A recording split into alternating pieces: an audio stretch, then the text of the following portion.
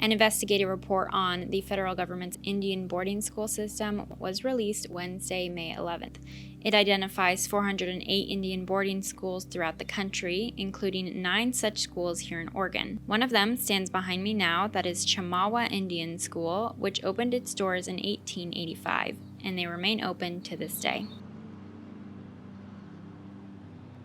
The Federal Indian Boarding School Initiative's 102-page report explains the federal government's framework for Indian boarding schools, living conditions, and the legacy impact these schools leave behind. In addition to compiling a list of Indian boarding schools, the investigation also identifies marked and unmarked burial sites at approximately 53 different schools across the boarding school system. As the investigation continues, the department expects the number of identified burial sites to increase, the report says. Although the report declined to identify where the burial sites are located, it has already been widely reported that burial sites have been found at Chemawa Indian School in Salem. Another school listed on that report was the Forest Grove Indian Training School. That school no longer exists today. Instead, here today in Forest Grove, we have just your normal block of neighborhoods.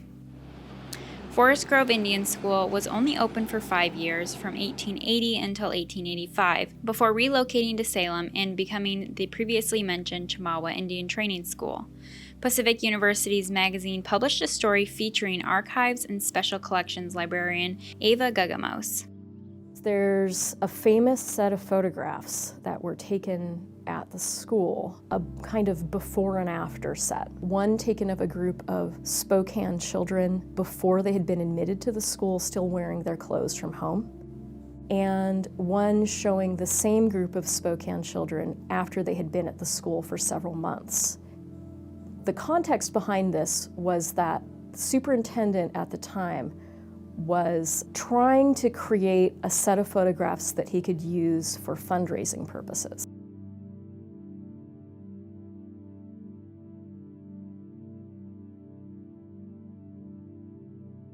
Another school listed on that report and located closer to home was the Ronde boarding school.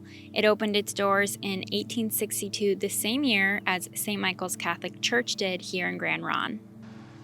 The Interior Report examines how religious institutions and organizations participated in the Indian boarding school system and how they often paid on a per-pupil basis to civilize Native American youth from 1819 through 1873.